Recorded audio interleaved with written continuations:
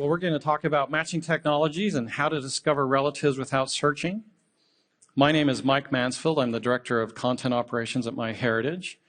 This is my 5th year with MyHeritage. Prior to MyHeritage, I worked for 9 years for Ancestry and 5 years for Family Search. So I'm trying to work for all of the genealogy companies before I retire.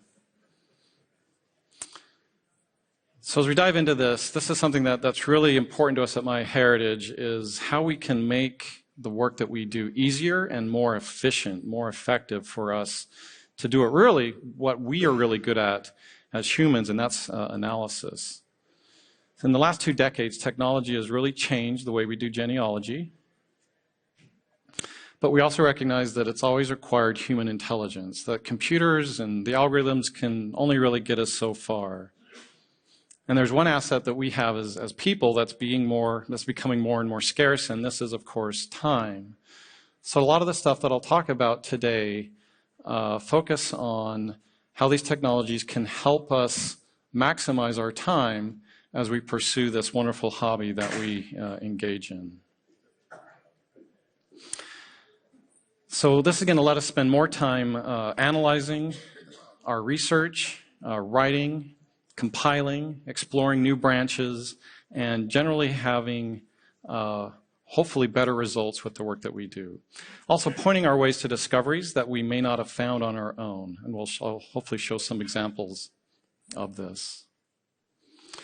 It's also important to understand that no one can possibly cover all of the research directions and repeat them frequently enough as more sources become available. One thing that I really love about genealogy and family history is as we have more success, the work just gets bigger, right? As we find new ancestors, that means there's new family.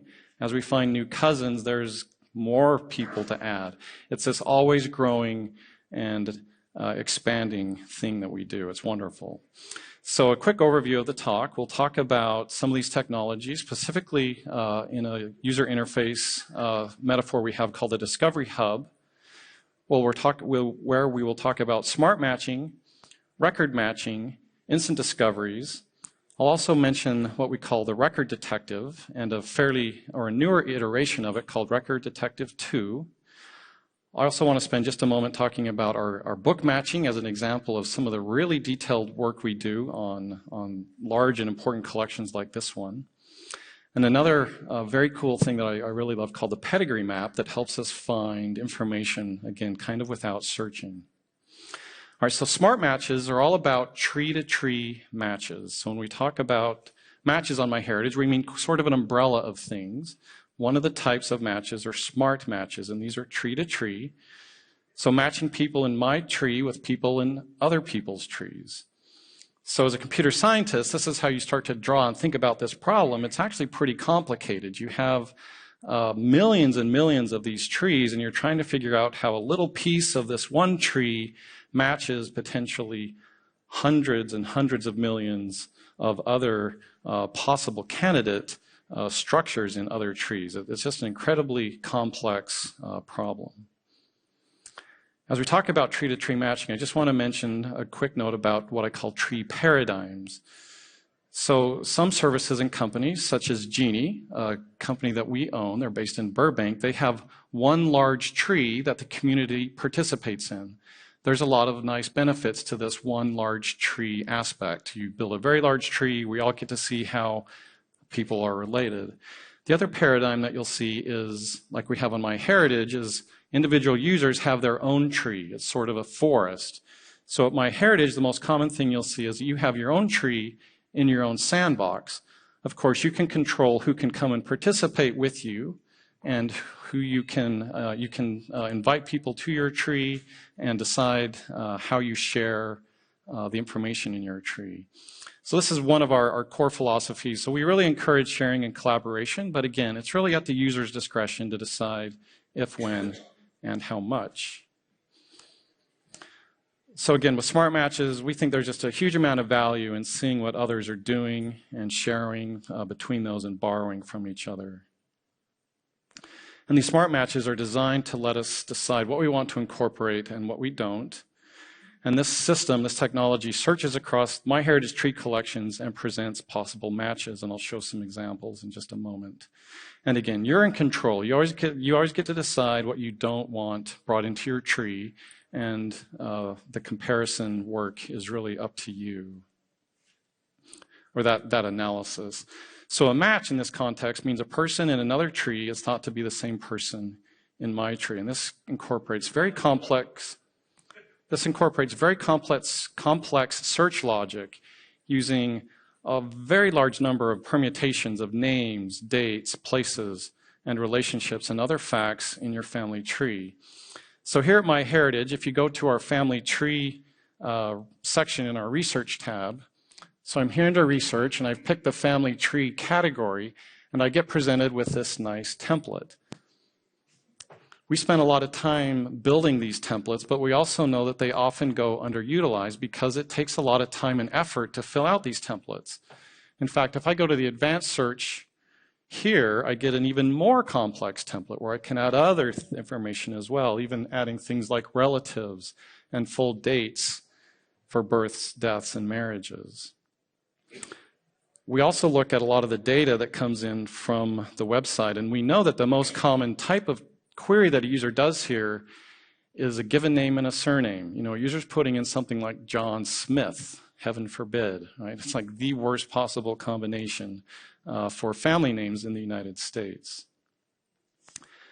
And then one step further, if you think about your tree, so this is me with, I think, 8 generations, 1, 2, 3, 4, 5, 6, 7, 8. Back here at 8 generations, I have 128 grandparents. So there's 255 direct ancestors in 8 generations. Just for me to search this set of ancestors, not all of their family members, children, other people that I'm interested in, it would take a very long time to go through this on a regular basis, right? No one has time, I think, to do an exhaustive analysis of their tree on a regular basis. Usually what we do as family historians is we're stuck down in one little branch that we've been working on for, in my case, 2 decades. I need to branch out, right? So what we're trying to do is help you see other possible things that you're not even thinking about, haven't had time to explore yet when we're looking at some of these matches and these matching technologies. All right, so the benefits of smart matches is you're going to learn what other tree owners know about some of your same relatives or many of your same relatives. And you can contact them, you can contact these relatives that you didn't know existed, see if they have documents, photos, personal stories, personal interactions with some of these family members that you're trying to learn more about. A caution, we understand that family trees contain errors. They're not always well sourced. In fact, they're probably rarely well sourced. So when I'm looking at a smart match and looking at a tree, I often take the data with a little bit of doubt, you know, kind of Descartes' philosophy of doubt everything. But I often get very good clues that lead me to actual documents that I can verify as a genealogist. And that's very, very helpful. And this is something that new genealogists do a lot, is they're looking at trees and kind of building a tree through tree collecting. I know I went through this phase as a young genealogist. I was grabbing tree data from wherever I could and bring it into my tree. And Smart Matches is very helpful for that. So for us, accuracy is very important with Smart Matches. So in a recent month that I looked at, we had over 23 million confirmed Smart Matches and 500,000 rejected Smart Matches. So we look at the rejected list a lot to see why did our algorithms think this was a match, but an intelligent human disagreed. We're more interested in why we were wrong than understanding, oh, look, we just have a big percentage, 97% correct. We want to understand how we can always tune and improve our accuracy. So as I mentioned, yeah, lots of work and analysis goes into this to reduce these false positives, this notion of us giving you what we think is true, but the human has better reason to believe it's false. And yeah, so the algorithms are improved regularly. And another important thing is as we add more content, as trees are uploaded to our site daily, hourly, you're going to get more smart matches based on not only additional content, but also on additional algorithmic improvements.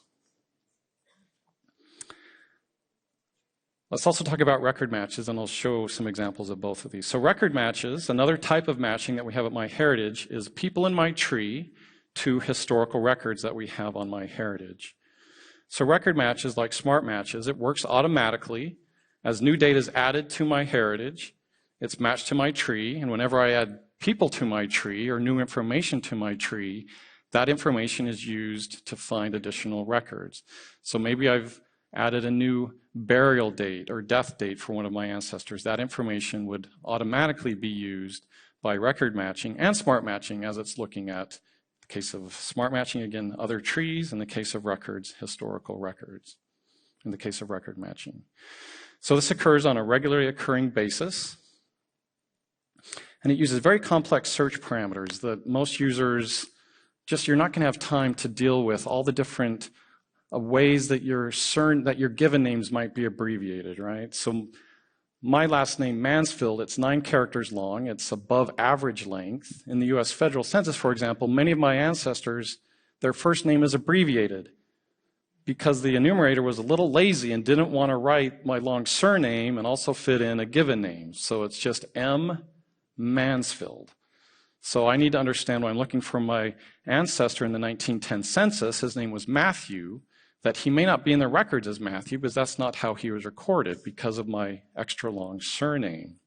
Again, 9's even not terribly long. If you're more than 6, you're above average. So those types of things that you need to think about on a persistent basis as you're looking through a large collection like we have on MyHeritage is things like names, abbreviations, as I mentioned, different ways that dates can be expressed, lots of different permutations with places. And then with record matches and also with smart matches, saving and extracting the records from a record to your tree is streamlined. So when you find a record match and see, okay, here's a person in my tree and here's a census document or maybe a death certificate, it's going to let me pull in pieces of that record into my tree and also provide citation information, and we'll see this in just a moment. So again, at the front page of Super Search, you'll see a search template like this. This number is now 9.37 billion, I think. I need to update my slide here. And like I mentioned before, we know that while we spend a lot of time making these templates, they're rarely fully filled out because it takes a lot of time to look at your tree and for every person to fill in this information. But to do that over and over again with different permutations of how their names might be represented. We're going to take a lot of that into account for you on MyHeritage. In fact, if you look under these drop-down menus, you'll see a number of options for different phonetic searching algorithms. So for example, my last name, Mansfield, the most common form is you drop the S. It's just Manfield. Our phonetic algorithms are going to look for variations in Manfield, Mansfield, Manville, even another form of my surname. And so the phonetic algorithm options are down here under these options as well, and those are very helpful. All right, so where do you find smart matches and record matches? The place you're going to go on MyHeritage is here at the top menu under the Discoveries menu. You're going to find what we call the Discovery Hub. When you pull that down, you'll get a menu that says matches by people, by source, and instant discoveries. We'll look at these throughout the next little bit during this talk. Let's first look at matches by people. So when I go to matches by people, you'll see that in this interface, we're combining all of the record matches and the smart matches into this all matches list. So in this particular tree, I only have about 2,400 people. It's not a very big tree. We see trees that are much, much bigger than this on MyHeritage all the time. But on this relatively small tree, I have, that's probably 60 to 70% of the people have some sort of match with just almost 23,000 matches. So this is a combination of both my smart matches, matches in my tree to other trees, and matches in my tree to records. If I want, I can filter it, just show me matches that are based on historical records. And this is how I can filter this list down and look at information that the system is going to provide to me about people in my tree that are coming from records. So here's an example of a person in my tree named William Bennett. And one thing that we do here, the default sort here, so of these 3,500 matches, we're giving you the top match with the most what we call added value. We don't think it's very helpful to you to show you a match where we can see you already know everything that that match would tell you.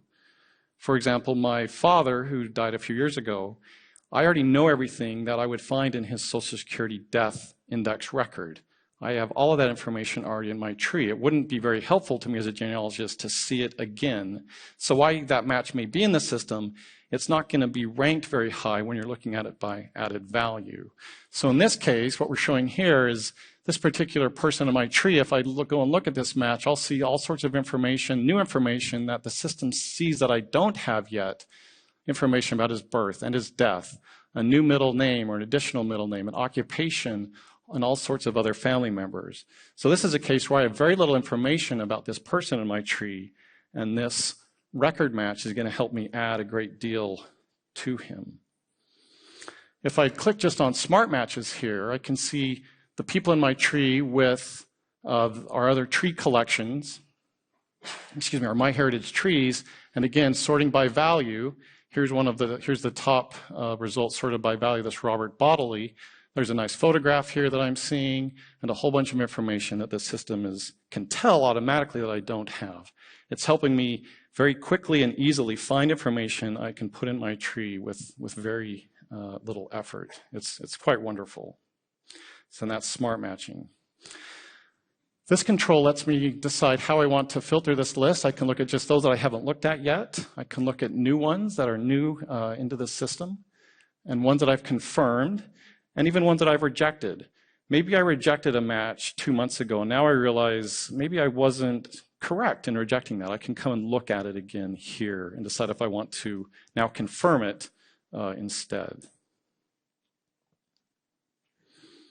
So here's an example of looking at new matches. When I took this screenshot, I had 252 people with 518 matches. Again, in the new set, I'm sorting by value, and here's a great result for a George Medford with all sorts of new information that I could add. In addition to sorting by value, you can look at number of matches, meaning how many sort of underlying trees in the case of a smart match, or how many supporting documents are in a record match, first names, last names, very, very powerful. So this notion of added value is something that we hope our users enjoy and take a lot of enjoy and can certainly use as they do their work.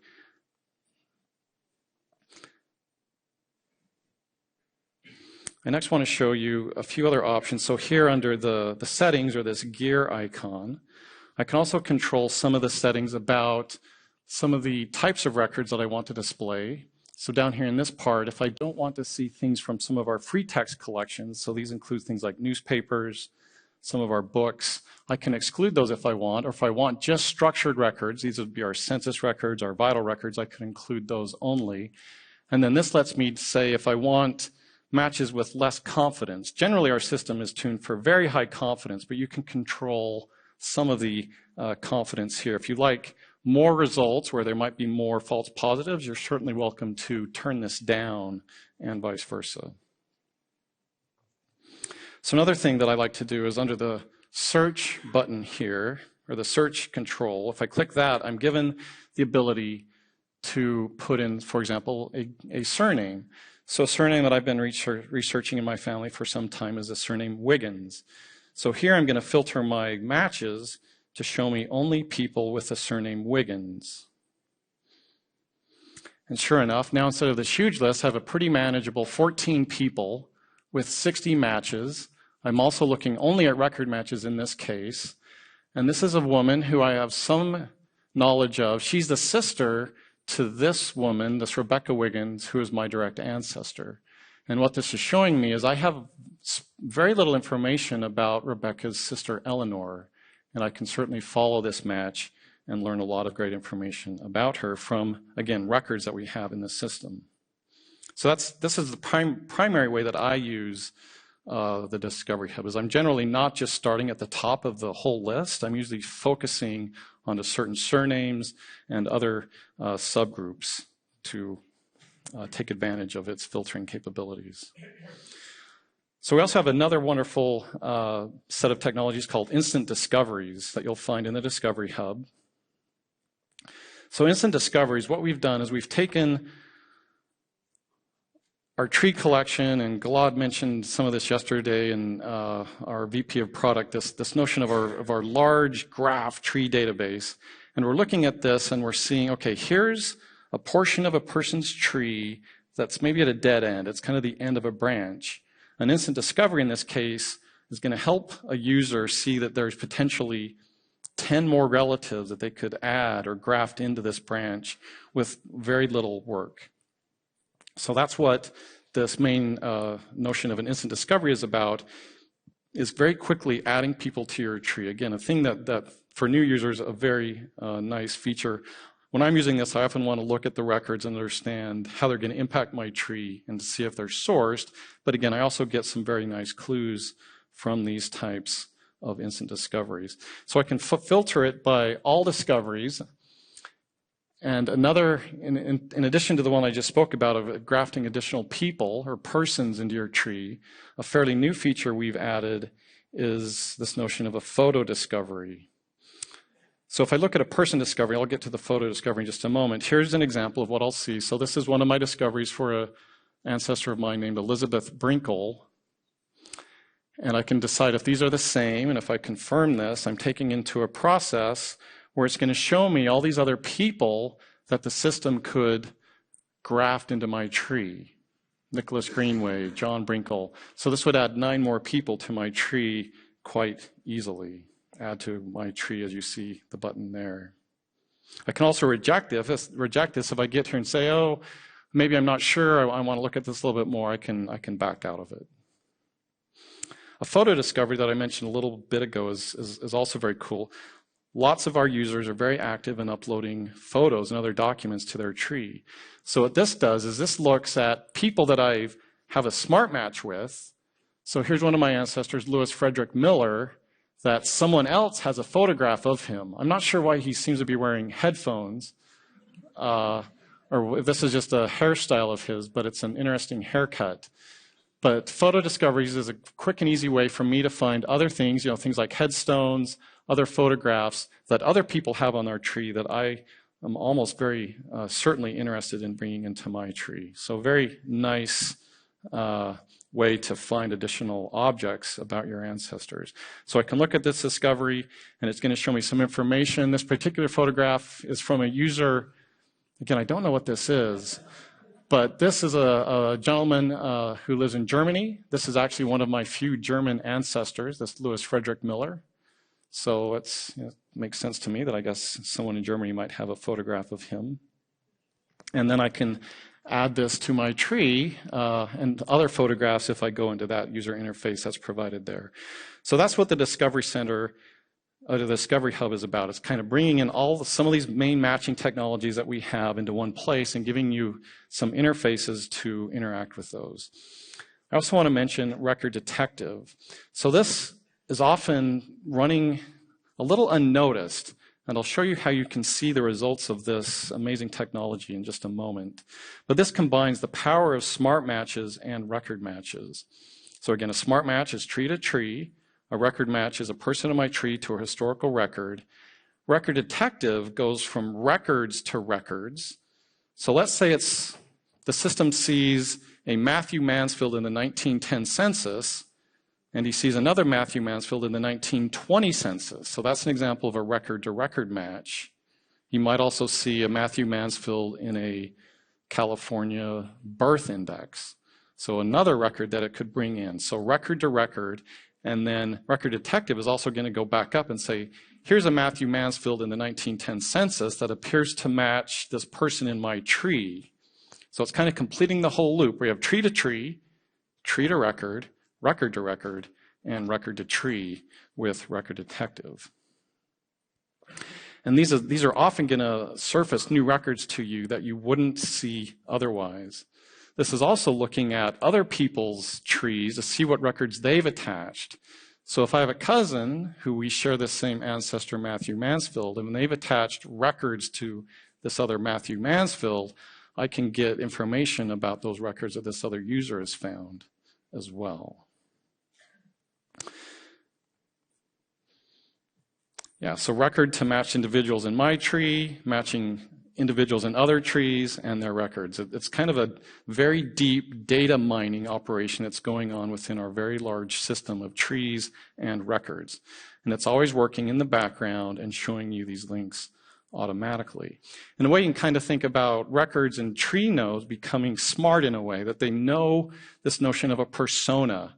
There's a person here, he has some attributes about when he lived, about where he lived, who some of his or her relatives are, and it's trying to find these other matching personas both in trees and records. So that's the record detective, and I'll show some examples right now. So let me jump out of the presentation for just a moment. And this is, as a presenter, you always take your life into your own hands, hoping that the internet will stay on. So here's an example of one of my ancestors named Matthew Mansfield, and this is in a Utah death and burial record. So this is a record that I may have found through a number of different ways. I could have found this through searching in Super Search. I could have found this through through a record match. But then down here at the bottom of the record, I get this result here where it's showing me the record detective with other results. So it's, for example, I have 11 other records that the detective is exposing to me. One of them is a profile in Genie. Another one is a death certificate from the state of Utah, county marriages, a headstone. I mean, it's just incredible the types of information the system's automatically helping me find. Because I found one record, I'm being led to 11 others. It's really quite remarkable and helpful. Another example I would show you would be this one from Marie Fresser from the 1900 US Census. So I get this lovely image of the census. I get information about her family. She's a young girl of age 12 in this family.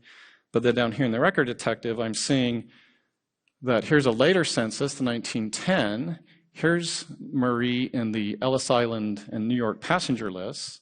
Here she is in some sort of school yearbook. And here's a marriage record for her in Montana. So just really, I mean, if it can't get any easier to this, it's just awesome. And then also a note that we also see that she has a node in the family search family tree, and I can go and explore that. The last one to look at is Johann Kirvert. I'm probably not saying it right. So this is a record I found in the passenger and immigration list, a collection often referred to as PILI. And not only do I see his original record in our Philadelphia passenger list, so this PILI collection is sort of a compendium of passenger records. So the system auto-magically found me the original passenger list record on MyHeritage, plus this other interesting collection that was done many years ago, specifically of Russians immigrating to the United States. So 2 wonderful migration records for this individual. Another example is I can be in my tree. So here I'm showing my tree on MyHeritage. I'm currently in the pedigree view. And for example, I can go look at here in the tree, the little green icon means a smart match, and this sort of darker orange is a record match. So let's go look at Harriet Pryor. She has both.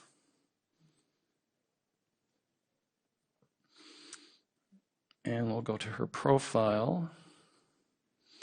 Another way that I'll encounter Record Detective is right here, where the system, when I'm looking at her profile, it's exposing me other records that I'm able to see.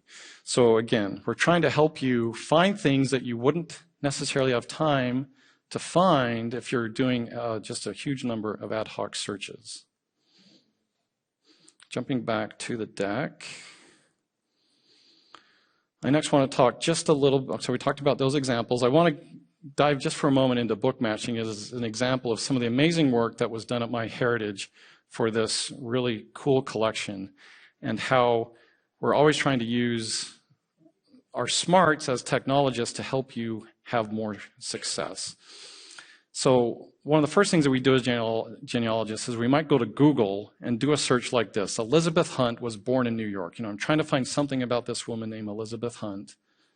And if I do a search like this in Google, I only get 12.1 million hits.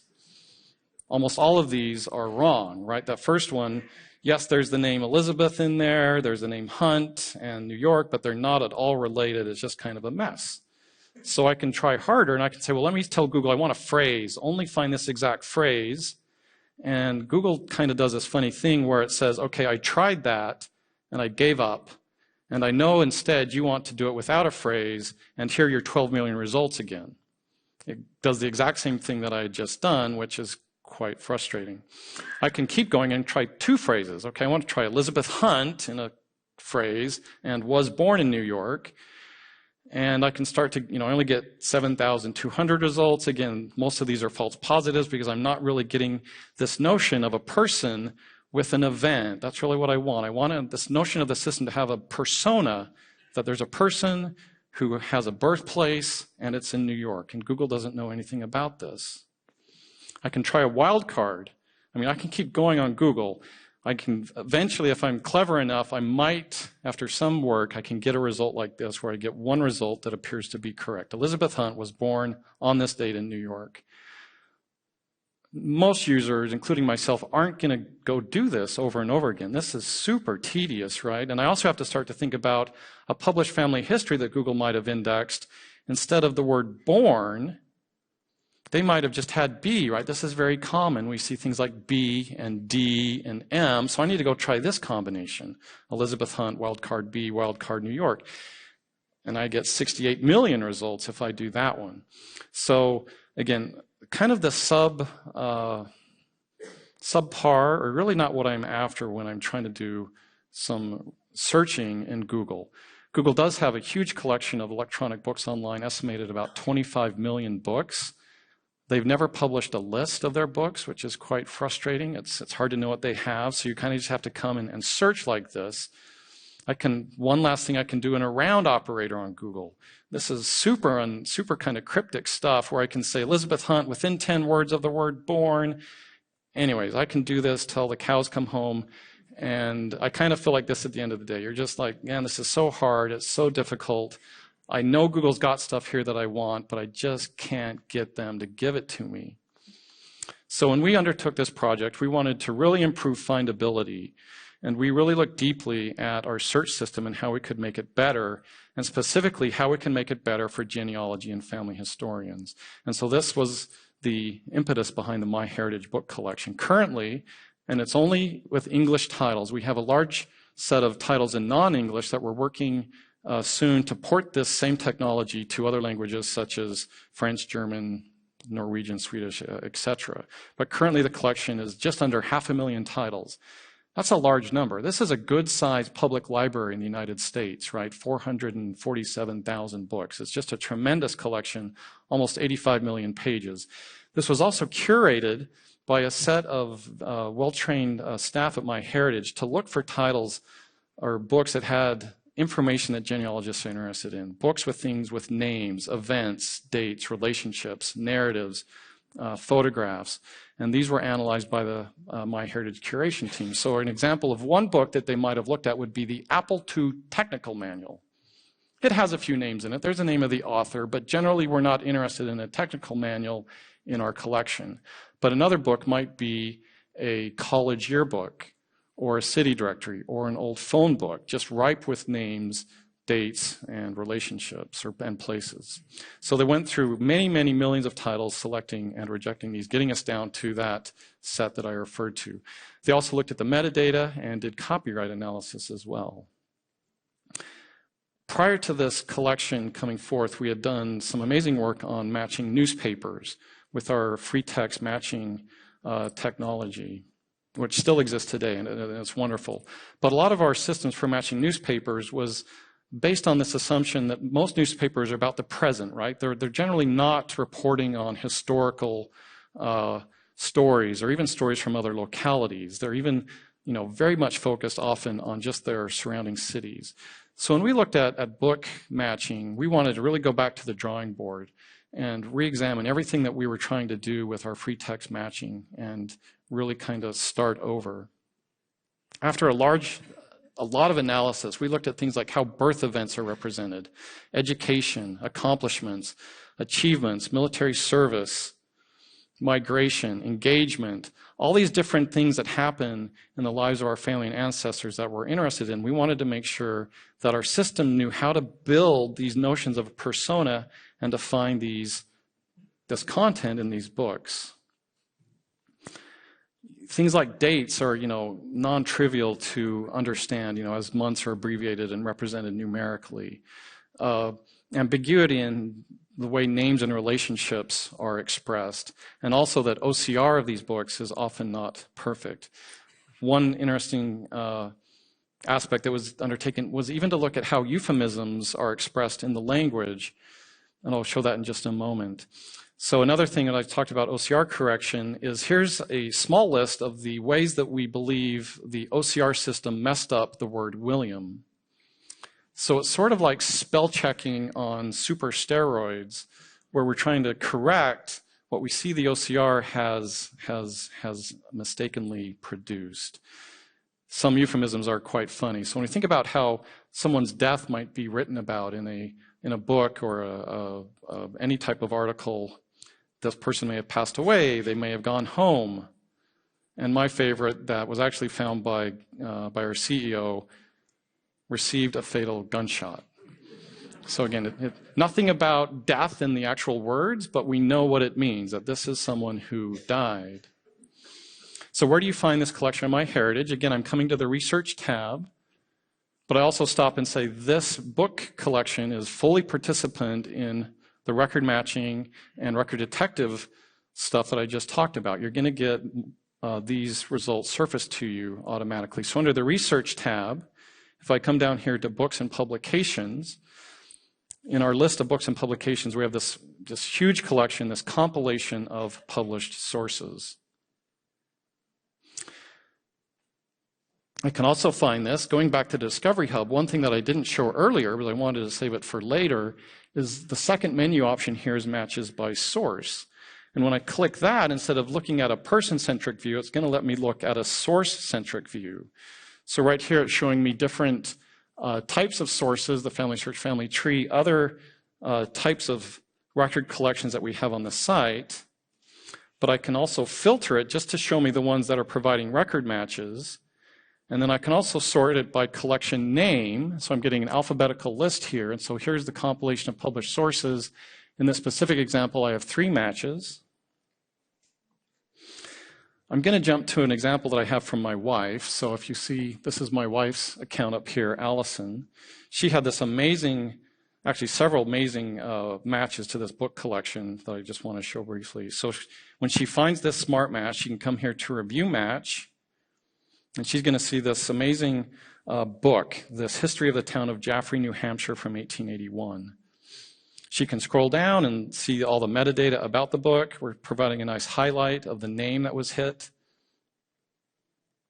You can also go back and forth through the book to see subsequent pages. When you find a book, it's often, there's a whole bunch of pages you want to look at that's about your family. And in this case, she hit a real gold mine. This is a published genealogy where these numbers refer to people within this book. So if you follow this around, she's in the process of sort of mining a few hundred people out of this book to add to her tree. Just an amazing resource. And so these people get tracked. If you've seen one of these numbered genealogies before, they're quite fun to mine. And that's the history of the town of Jaffrey, New Hampshire, published in 1881. So I can also find references to this collection in the family tree, where I can come to people and I can do a search. So here I'm searching for this ancestor I've showed you before, Matthew Winberg Mansfield. And here, under the record detective, I'm going to find references to the compilation of published sources. This is an article that I'd never seen before, a book I'd never even heard of about my ancestor serving as a representative in the first state legislature when Utah was created as a state.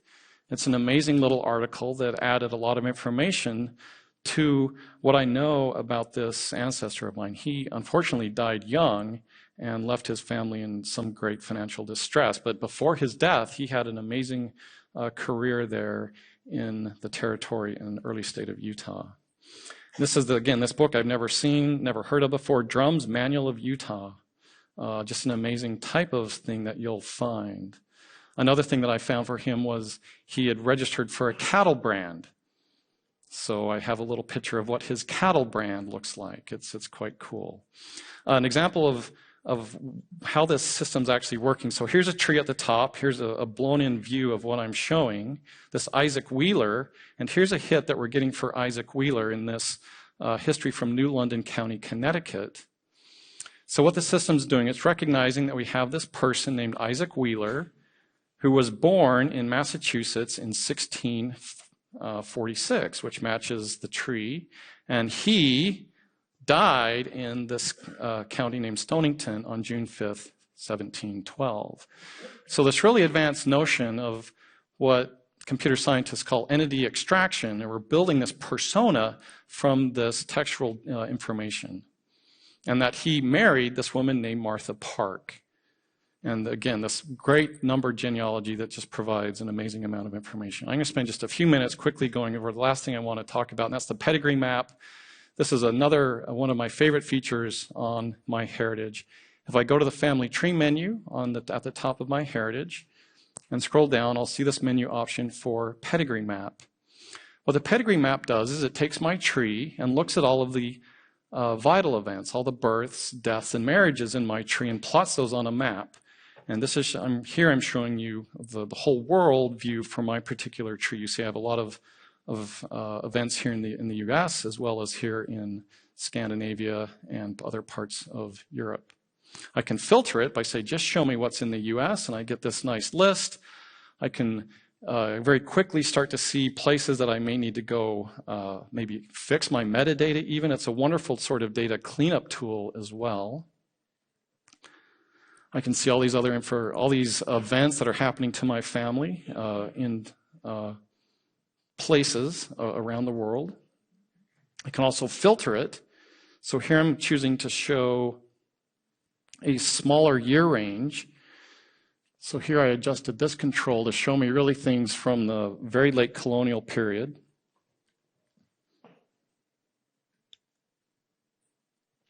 I can also turn this into a heat map, where this is another visualization technique where it's going to show me sort of the density of these events. You see I have a whole bunch here in northern Utah, and my family in North Carolina, Illinois, and Kentucky.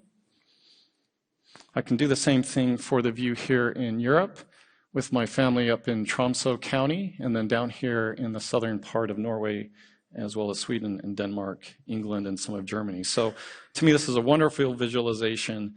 And I wanted to include it here because you can find things here, again, without searching, because it's going to show you information in this geographic way that's going to help you understand how your family was moving, migrating, and things that happened to them. I can also filter it by, if I just want extended family, meaning the brothers and sisters of my direct ancestors, if I want just my ancestors only. And as I wrap up here, as I looked at the US view, I didn't recall ever knowing anything about ancestors who had an event in Nebraska. So I went and looked at this deeper, and what I found is I have 2 of my Danish immigrants died here on the wagon train. This is a few years before the completion of the Transcontinental Railroad, and they died here a few days within each other here in Nebraska and are buried there. They died on the wagon train coming out to the west. And these are these 2 amazing,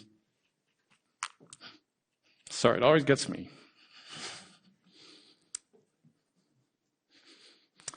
Our ancestors did amazing things. And this is an example. Anyways, thank you. My name is Mike.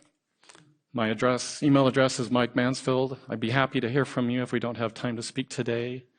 Thank you for coming. I hope you've enjoyed the conference, and I'd be happy to take any questions.